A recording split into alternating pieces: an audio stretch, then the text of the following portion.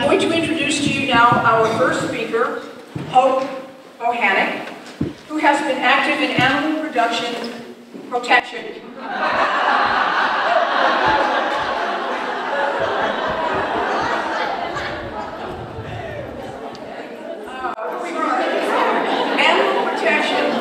And environmental activism for over 20 years, and her first book, The Ultimate Betrayal, Is There Happy Meat, will be out in June.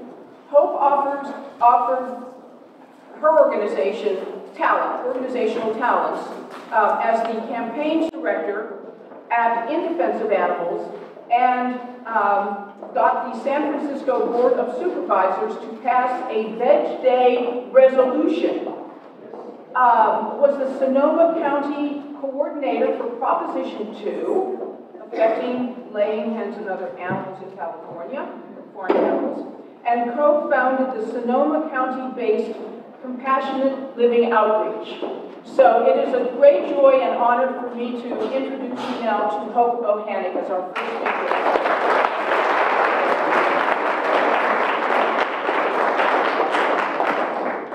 Thank you, everyone. All right, well, welcome. I'm really excited that we got to do this conference again this year. How many came to last year's conference? We had it down the street. Great, a few of you, and good, it looks like we have a lot of new people too. That's awesome. We're gonna have all different speakers today, or most all different speakers today than last year, so a new energy and information coming your way. Thank you so much for being here. So, I've written a book. It's been a lot of years in the making, and I'm very, very excited about it. It's at the publishers now, and it will be out in June, and it's called The Ultimate Betrayal, Is There Happy Meat? And I wrote this book, and I've been vegan myself for 23 years now, and I've seen an incredible evolution in awareness, but there's something new happening. Just lately, just in the last 3 to 5 years, that is interesting. I think that it's kind of a double-edged sword. It's disturbing, as well as very hopeful. So I'm going to talk about that today, and what that is this alternative way of raising animals, alternative animal products. And when I say alternative, it's just lumping in a great deal of different labelings for animal products like cage-free, free-range, organic, humane, all of these new buzzwords to get us to buy these products. And, you know, especially being here in the Bay Area, I often have conversations, like I've had for 23 years, with people about diet, about veganism, and there's this new, something that happens now that people say, oh, well, I buy cage-free eggs. Well, I buy organic meat. And it's almost like they feel it's a conversation stopper. You know, they have done the right thing. And in a way, they kind of have, because what have we been talking about? Factory farming. And, you know, and it's horrible, it's miserable, and it's true, we should be talking about that, absolutely. But I think now we've got to talk about a larger picture of that we should not be exploiting animals at all, no matter what. And looking at these, specifically these labels, and seeing, well, is it really all that much better? Is it more humane? Is it more sustainable? Is it what people think it is? So I've done an extensive amount of research for this book, talked to undercover investigators that have been in these facilities, I've talked to rescuers that have rescued the animals, and I've just learned so much, and it's so hard to put an entire book into a less than an hour presentation, so this is just some highlights. But let's start with a large picture of humane slaughter. So when we take care of an animal, or anyone, it doesn't have to be an animal, if we take care of anyone, there's a trust that builds, a loyalty and a love that builds there. To betray that trust for selfish reasons, especially to kill someone that's in your care, and animals are someone, not something, that I feel is so, it's a betrayal so egregious, I call it the ultimate betrayal. And I didn't coin this term, it's something that has been in our, the animal rights lexicon, but Nobody had used it as a book title yet, so I did. And that's where that term comes from. So I lay out in the book's introduction that farm animals have the same consciousness, the same awareness, the same emotional capacity that humans do through numerous scientific studies that have come out with this really, really amazing information. And so I lay that out and I argue that we should, the animals should be afforded the same considerations to live free of human-imposed suffering and killing. I'm always really amazed that people now, and it's again, this is that hopeful part, this is that good part of all this, that people are very concerned about the way animals are treated now, a lot of people, and they're even willing to pay more money for these products, so they feel that they're doing a good thing for these animals. But they're so concerned about the way the animal's treated, but they're not so much concerned about their slaughter, which is so counterintuitive to me. We seem to have this odd exception when it comes to farmed animals, when we're recognizing the gradual gradations of transgressions against one another. Like that abuse is bad, torture is bad, but killing is even worse, right? And this consideration that killing is worse, the worst transgression, is not limited to just our human society. We have comprehensive animal cruelty laws for companion animals as well that follow the same gradation, where abusing a dog, yeah, that's bad, but killing that dog is worse, and you can actually get a harsher charge, more jail time or whatever it is, because that animal died in your care. It's considered cruelty so extreme that you can get a felony charge and jail time if you kill a dog, but you kill 100 cows a day and you get a paycheck. We've made farmed animals exempt from our basic moral understanding of the degree and severity of offenses, and we've somehow, compensated for this nagging guilt by, with the compromise that farmed animals must at least be treated well while they're alive. And that's kind of where we're at. And it's a good step. It's an absolutely good step, but we've got to take it further. So can there be humane slaughter, humane killing? Let me pose this question to you. Would you rather be killed or hit with a baseball bat? Okay, it's a horrible decision, of course, something we don't want to think about, but unfortunately it's similar to what farmed animals are having to face every day, and they have no choice in the matter. But most reasonable people would choose to be hit with a baseball bat.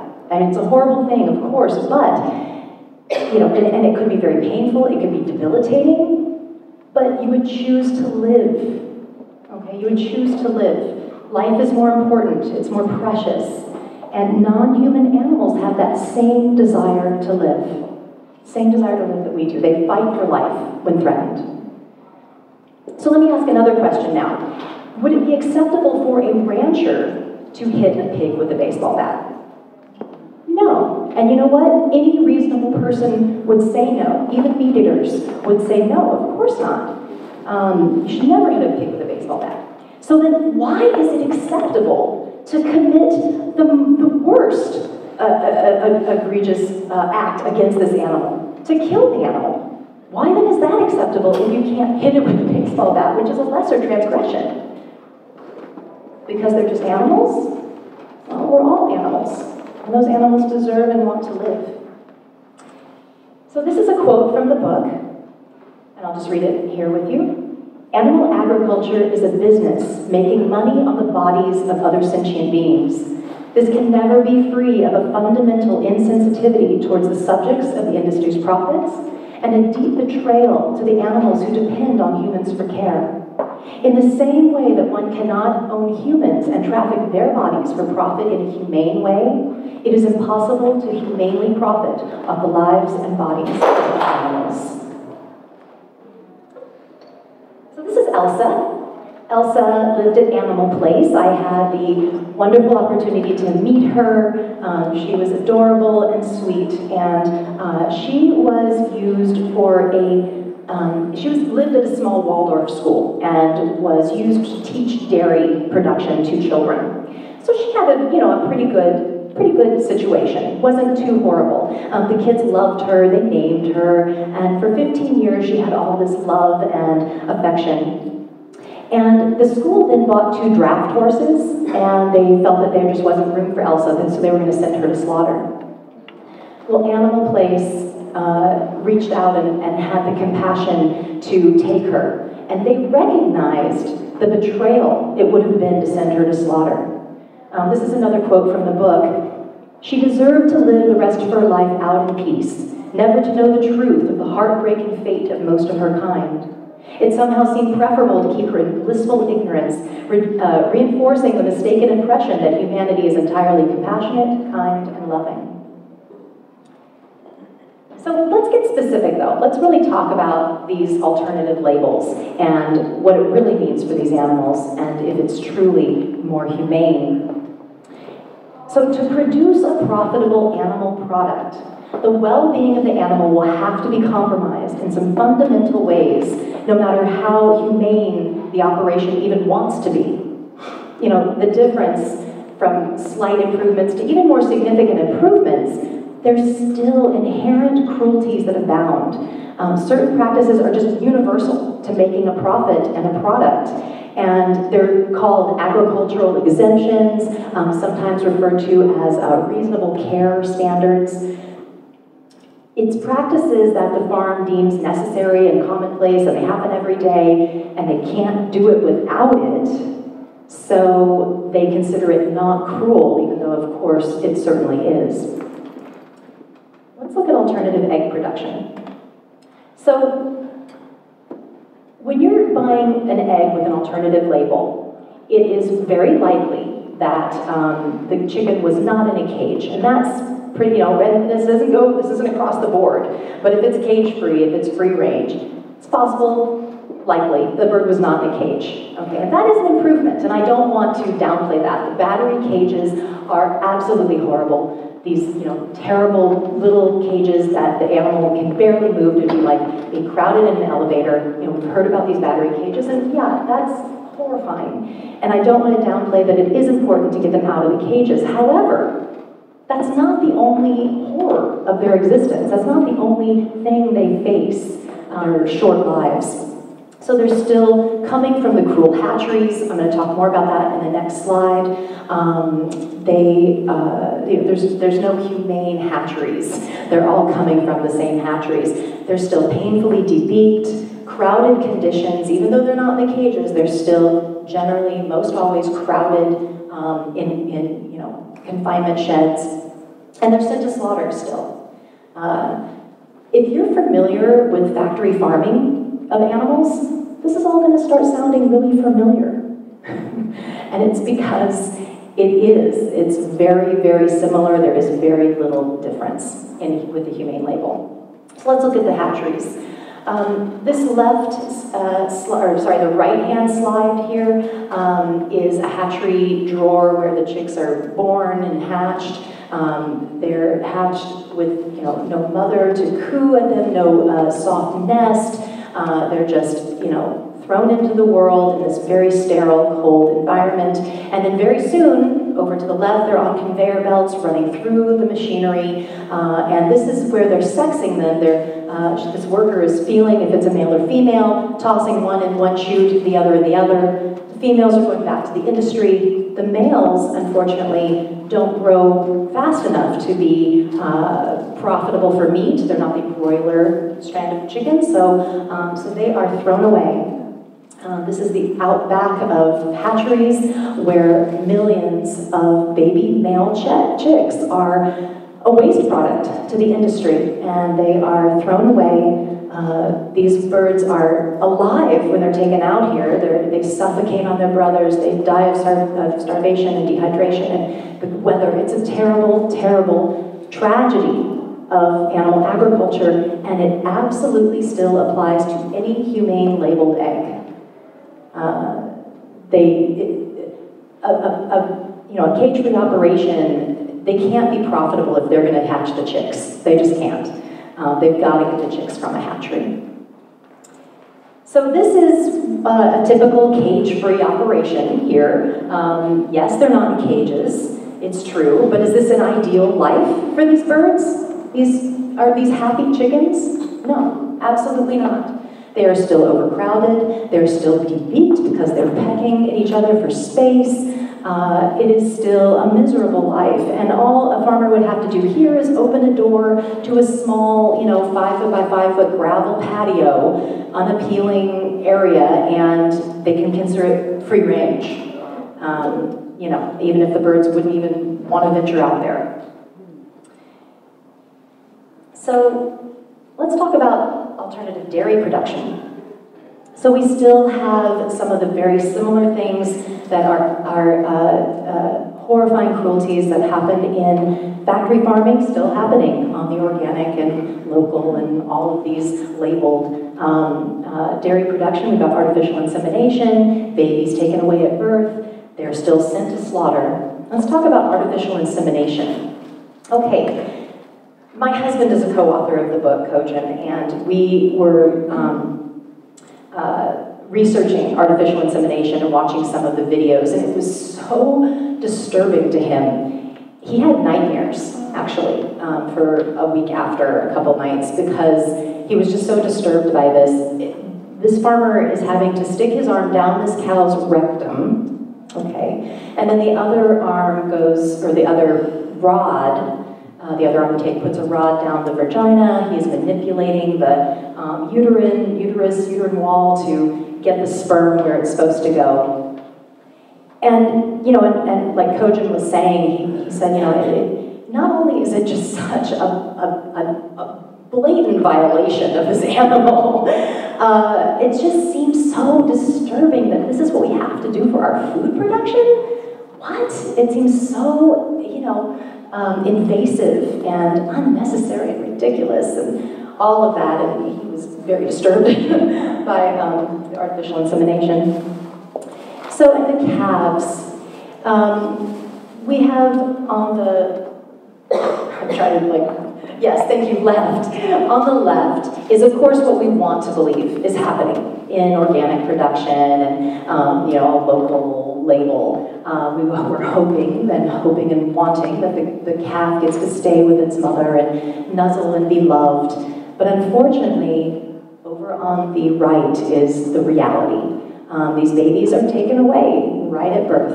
I had testimony from workers. I have called places and they have just absolutely admitted to me that they take them away within hours of birth, if not right when they're born. This little baby here still is wet from his birth. He has his birth liquid, fluid on him. So he was taken right at birth. He's going to be isolated now in these calf hutches where he gets no love from his mother, no affection, no comfort. It is a horribly sad thing. And this is, I think, for a lot of people that don't eat dairy, this is one of the main reasons that they don't, is this separation of the mother and baby, because it's such a violation of a natural process that should happen. Any child's birthright is to be with their mother and get the love of their mother. But again, in alternative operations. Okay, let's look at alternative meat production. We've still got painful procedures, debeaking, tail docking, tail cutting, ear notching, tooth filing, castration, dehorning, all of this without anesthesia. Now, once again, if you're familiar with factory farming, it all sounds really familiar, huh? Transportation and all extremes of weather, sweltering hot, freezing cold, no food and water for up to 3 days sometimes. And again, there's no special slaughterhouse. All the animals are going to the same slaughterhouse. Now, for the next 2 slides, I'm going to talk about slaughter. And then we're going to move on to environmental stuff. So I know this has all been, very intense and hard at the heart. So I apologize for that. I'm going to get through it here soon.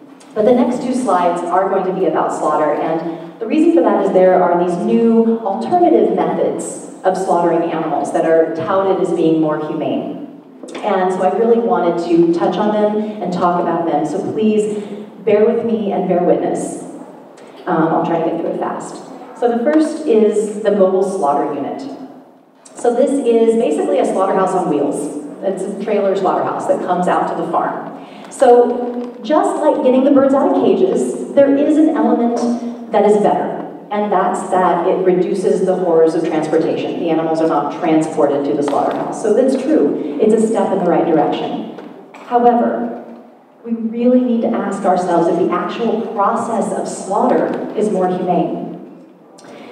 This is for large animals, for pigs, lambs, cows, and just like in the slaughterhouse, they'll be stunned with a captive bolt gun. It's a high-powered gun that shoots a rod in their brain to render them unconscious, the same as in the slaughterhouse.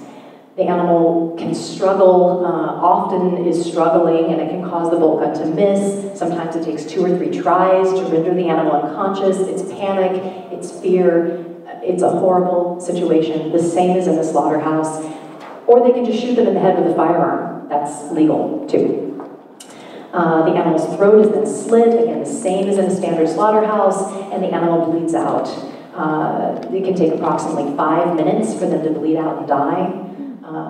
He's then dragged into the trailer, hung for cleaning, disembowelment, dismemberment, all of that, and then the carcass is transported to a cut and wrap facility. So, you know, whether an animal is being slaughtered in an MSU, mobile slaughter unit, or at a large slaughterhouse, it's still a frightening, traumatic, and horrifying death. An animal is not going to care if she has her throat slit in the dirt by a trailer or if she's in the slaughterhouse. She doesn't care.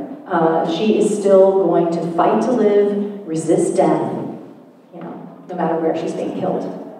Okay, and now the next slide is a tough one, so I'm just going to set it up and we'll try to get through it fast. I apologize, but it's about the chicken killing cones. And this is another new, you know, supposedly new, humane way to slaughter chickens. A lot of farms are using them, you know, on the farm, directly on the farm. If you've ever seen the movie Food Inc., Joel Salatin famously slaughtered chickens for the camera, casually talking about how the FDA should is trying to shut him down, and it's a horrifying scene in that movie. So, and perhaps, you know, not surprisingly, throat cutting is not a quick or painless way to die. So this is the killing cones. The bird is first put upside down, frightened and disoriented. It's shoved upside down in the metal cone, sometimes they're plastic. Her throat is cut, and they pull the head through, cut the throat. The blood spurts out into the catch sink while she is kicking, struggling in agony, sometimes for minutes. The throat is full of nerve endings and pain receptors. It's an extremely sensitive part of the body for a chicken or a human, or anyone. The Australian Veterinary Journal stated in an article on humane euthanasia, they said, this is a quote, "The use of throat cutting without prior stunning must be considered an inhumane and barbaric practice." That's from a veterinary association. Yet this is the common method for both large-scale slaughter and small. Hang them upside down, slit their throat.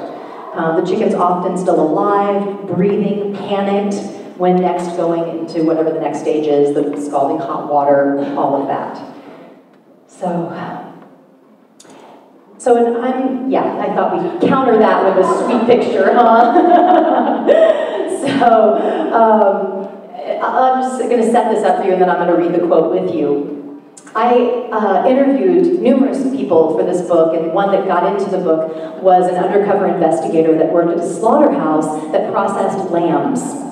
And he said that he witnessed lambs 7 minutes after their throat was slit, still responding to touch, their bodies twitching, and they're, while they're going through the process, being skinned and everything, that they're still moving. So this is a quote from the book.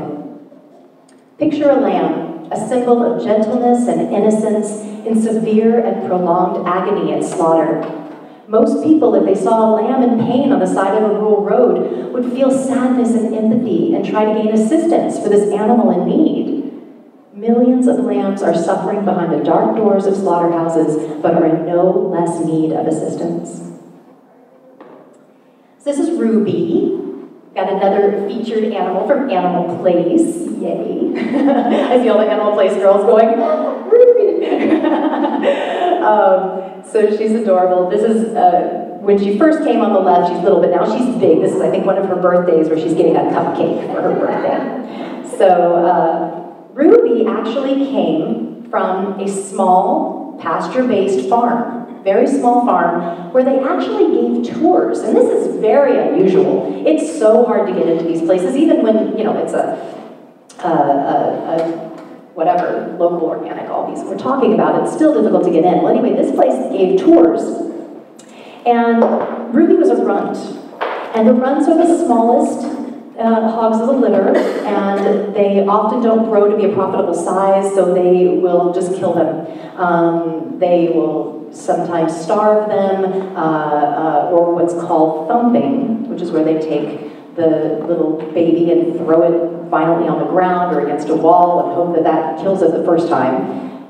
So thumping was what was going to be Ruby's fate, and there was a woman that was on a tour and learned this and was horrified and said, "Oh, can I please take her?" And the farm agreed and let her take her, and she ended up luckily at Animal Place, where she just won the pig lottery, and she now shares her, you know, the acres with other pig friends in the blue skies of Grass Valley, California, blissfully unaware of the brutal fate that could have been hers on this small scale, you know, family farm.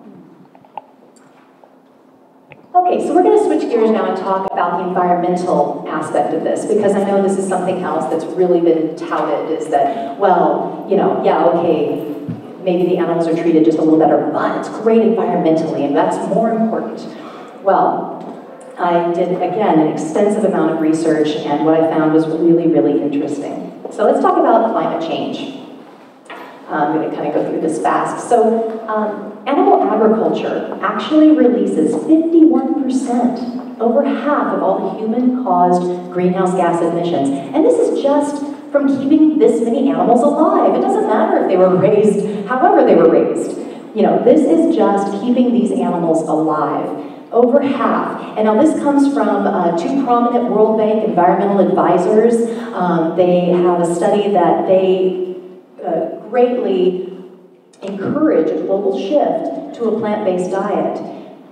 They believe that this is going to be faster, better than our current trajectory of moving from fossil fuels to renewables.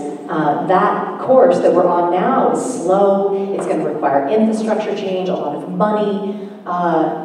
Global shift to a plant-based diet, no infrastructure change required, no cost, you know, no time. I mean, the other one is going to take a lot of time. It could happen immediately. All we need is the will. So, still working on that.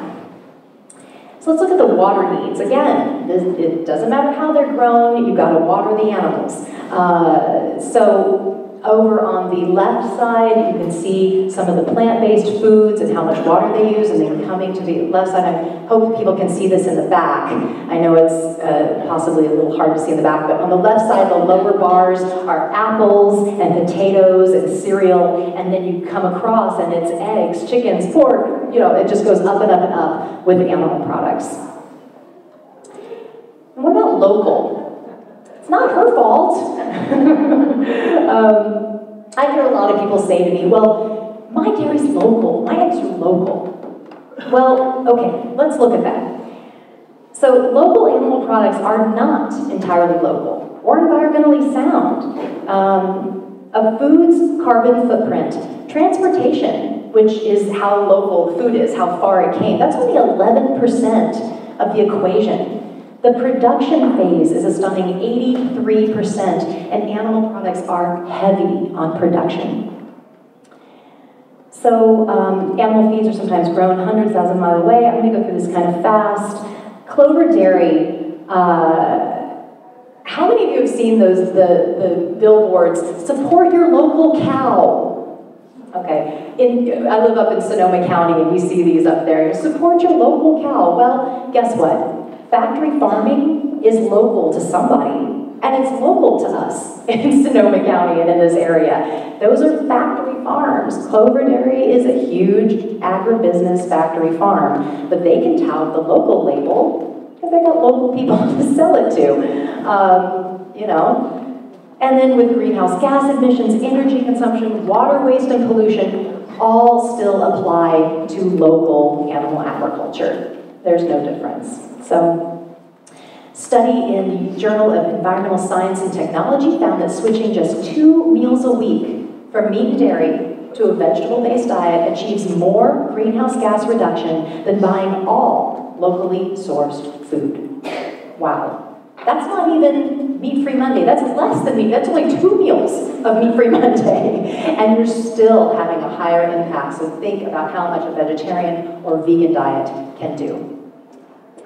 So what about organic? Now this is one, of course, that I'm sure we all get a lot too. My milk is organic. So according to a study in Germany's Food Watch Institute, and this is the results of the study, and I'll try and talk it through because I know maybe people in the back can't see. So the study states that shifting from a conventional diet that includes meat and dairy, okay, so the light green top row is organic, the dark green bottom is conventional, not organic. You go all the way down to the bottom of the slide, that dark green bar that goes all the way across, that's the standard American diet, not organic. So that's meat and dairy included, not organic. That's how much greenhouse gas emissions is being put off by that diet. So switching from the standard American diet with meat and dairy to an organic diet of the same, so organic meat and dairy diet, you save about 8% of emissions. That's just going to the next bar up, the next little light bar up, the light green bar up. 8% emissions. Yet, switching from a conventional animal product diet, that bottom line, to a conventional vegan diet, so not even organic, but just a conventional vegan diet, you reduce 87% emissions. So that's that dark green bar up at the top. That's the reduction. We're not even talking about organic, we're just talking vegan. And then the ultimate in reduction, 100% organic vegan diet, the top green line, you reduce by a whopping 94%. Amazing. Okay, grass-fed beef. This is one that, you know, I hear a lot about, that grass-fed beef could save the world and, you know, and fix all our problems environmentally. Well, guess what? Grass-fed beef can actually produce 50 to 60% more greenhouse gas emissions than their grain-eating cousins.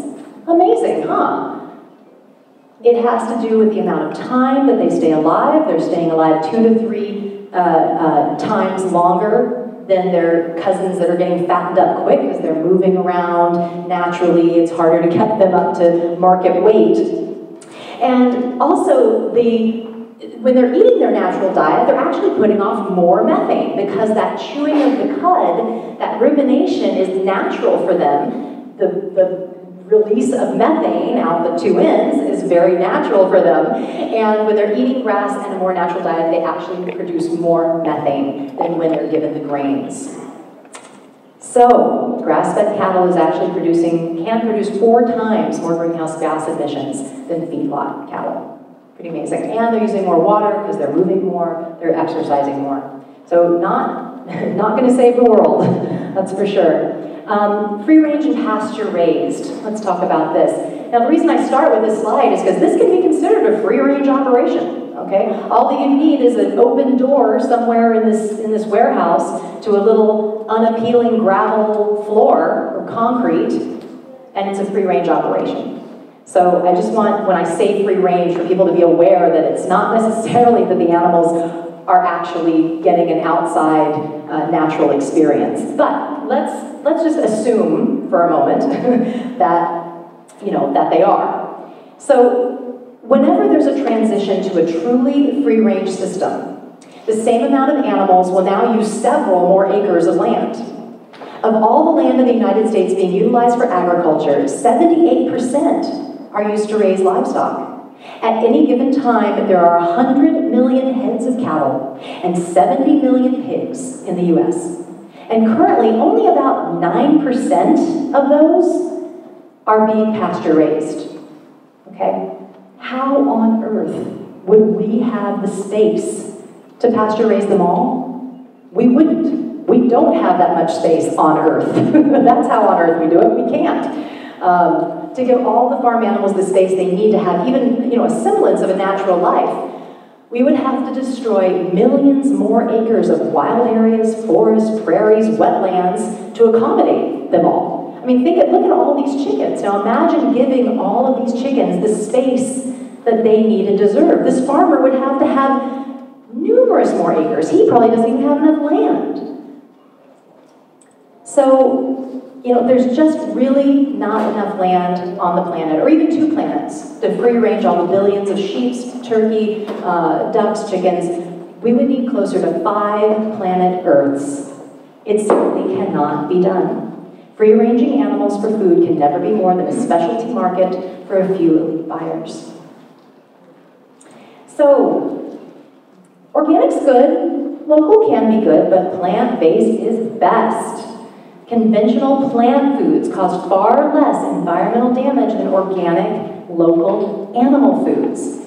And of course, the ultimate organic plant foods. I don't want to downplay organic foods, but the significance of the amount of impact you can have is just so much greater when you reduce plant products rather than focusing on organics. So, another quote from the book here.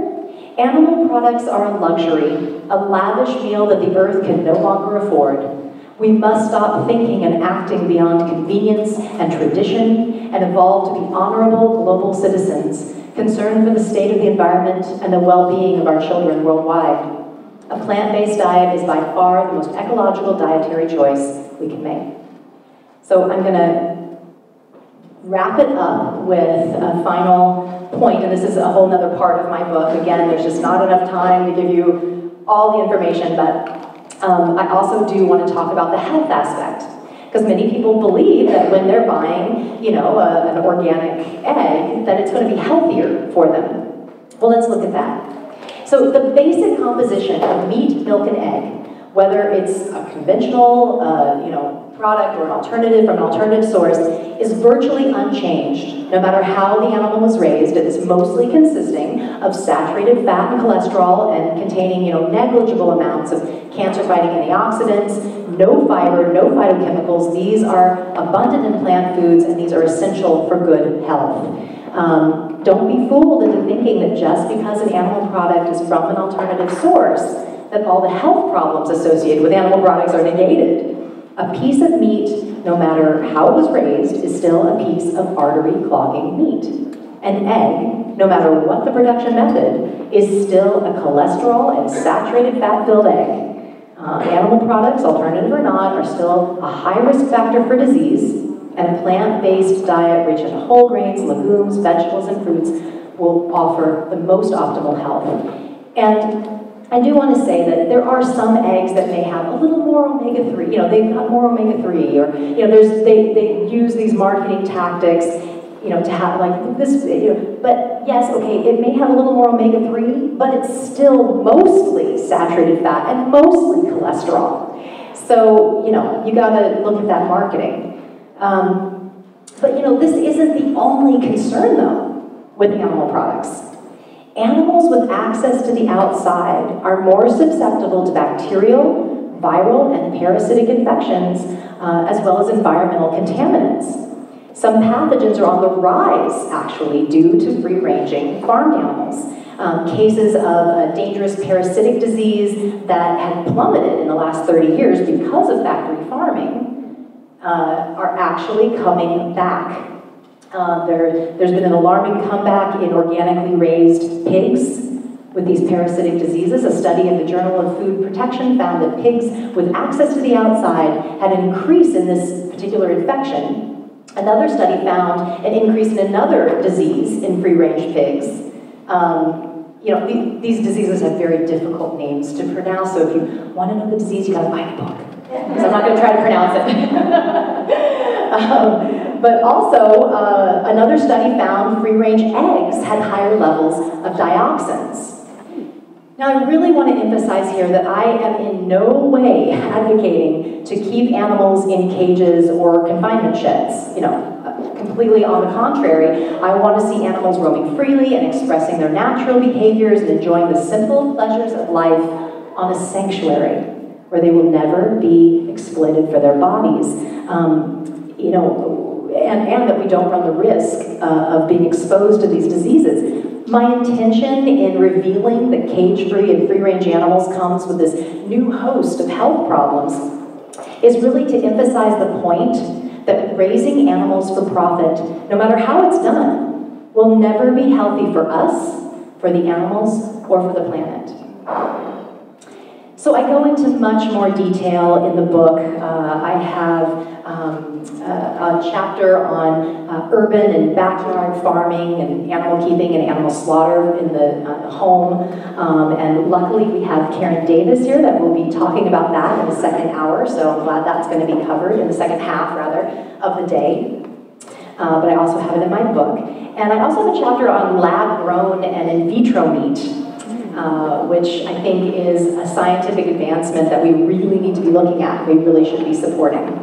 I talk about dead stock as well, the dead stock dilemma. What dead stock is basically the leftovers from the slaughtering process, the bones, horns, eyes, ears, entrails, you know, all that stuff that we don't eat. As well as animals that are downed animals that didn't make it to slaughter. All those animals have to be disposed of, and that's a huge environmental concern as well, that does not get talked about.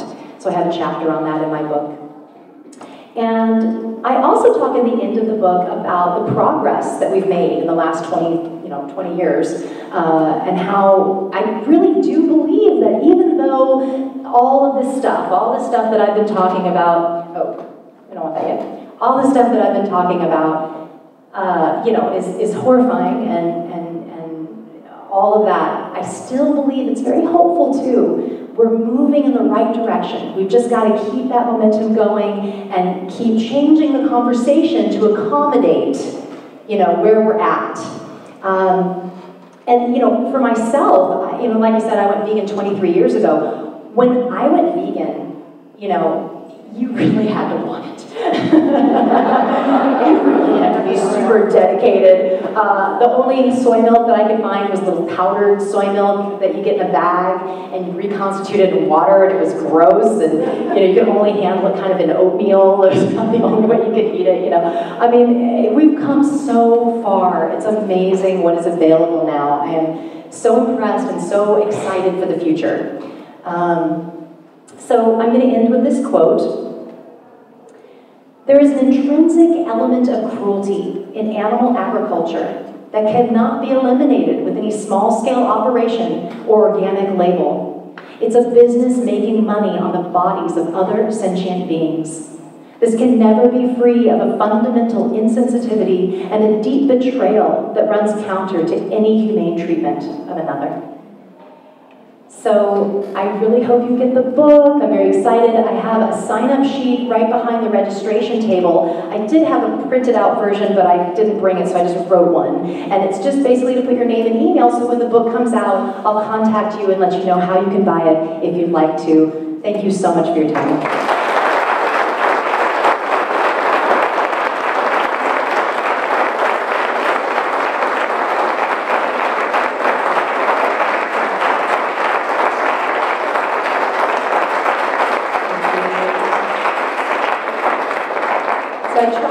Time for question and answer. Did I do it? 5 minutes. Awesome. Okay, cool. Talk about the methane and all the animals. Great, everybody here, even overnight on weekends. And if we did that, also even overnight, and all the animals got released, how would that impact? Right. Well, it's not going to happen overnight, unfortunately. And that would be a problem. Then we'd be like, what are we going to do? But no, with the gradual transition, and it's happening now. There's less animals being raised, actually. They're artificially inseminating these animals over and over and over. So if that just stopped, the numbers would plummet of the animals that we have in factory farming. But now it's true, they're moving over to sanctuaries where they do not breed them. Let them live their lives out. And, you know, so it's a gradual transition of less and less and less animals. And that's actually happening. Actually, I think the last 4 years we've seen a reduction of animals being raised for meat in the US. So, yeah. Your slide about methane talked about meat production, and it was a dairy cow that was being shown. I just wanted to ask, is there any difference in the methane from dairy cows to beef? Even though the dairy cows are killed for slaughter, right? They're not raised for their beef. That's another money-making option when they're no longer producing milk. But is there any difference in the methane from dairy cows and meat cows? That's a good question. I don't know about amounts. You know, like if a beef cow produces more methane than a dairy cow, but of course, yes, a dairy cow is producing methane. All the animals are producing methane. But interestingly, those numbers, you know, for the grass-fed beef, they're producing 50% more. They're not including all the billions of dairy cows. So that's even more methane on top of those numbers. But I don't know about differences. It's a good question. Yeah.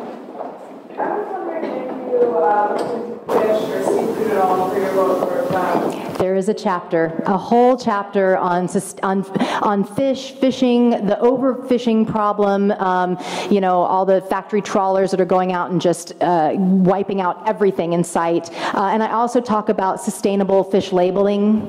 And I'll just throw out a quick interesting one. In Nova Scotia, there is sword fishing. And what they do is they put out long lines, which can be miles and miles and miles of line where there's a hook about every 2 feet or so. And they always know, I mean, these fishermen know that when they go out, they're going to not only kill swordfish, they're going to kill lots of other things on these long lines. And something that they are also killing are sharks, and a lot of endangered sharks. And this sustainable label, I can't remember the name of the label right now, but they know that this long line fishing is killing all these sharks, but they are still allowing these swordfish fishermen to put the sustainable label on their fish. So, you know, there's all kinds of stuff like that. Yeah. Any other questions back there? This is regarding animals for pets. I adopted 4 cats from a shelter that would have been killed otherwise. And can you stand up and speak up a little?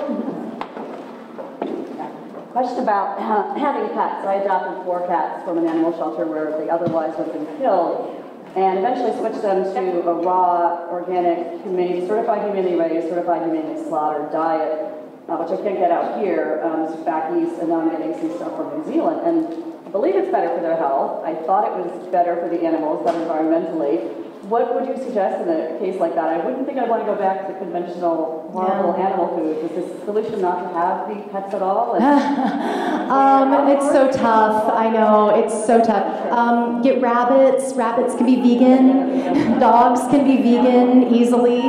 There's V-Dog, you know, so dogs can be. I think cats are the only real concern. Most all other pet type companion animals can be raised vegan easily, but cats are a concern. I personally have 2 kitties, and they are very special needs kitties. One has a urinary tract problem, the other has a thyroid problem, and I had one of them on a vegan food, and the problem got worse. And so. You know, I want to still experiment with it. I do feed my cats a meat food right now, though, because I feel obligated to keep them alive. It's a tough choice. I think there needs to be more options out there, and I think there are more formulas coming out that are better, and I would like to try other formulas, but it's just so scary when you've got a senior kitty that's, you know, yeah, it's a tough one. It's really, really tough. And I thank you. I don't condone at all feeding your cat factory farmed meat, but I do. You know, I'm not sure what to do. And if anybody has any options, if they know of a formula that would work for either thyroid or uretic kitty, were you going to say? Well, no, I can't address the thyroid question. Okay. I switched to vegan essentials cat food for our cats. Ami cat food that I order online from Vegan Essentials, and we've had no problems at all. The cats like it, and they're healthy, and so I strongly recommend at least trying Vegan Essentials. I ordered online, comes to the mail, and our cats were switched right away from the standard cat food to vegan cat food, and they seem to adapt very successfully. Yeah, that's great. That's great. And online, I know there's a lot of options for vegan cat food. My husband and I have made the choice that once these 2 kitties pass, we're not going to do cats anymore, and we're going to switch to dogs so we can feed them vegan. So that's our solution. So, any other? Do we have more time or? Okay. All right. That's it. I'm so sorry. I'll be available all day for questions. Thank you all so much.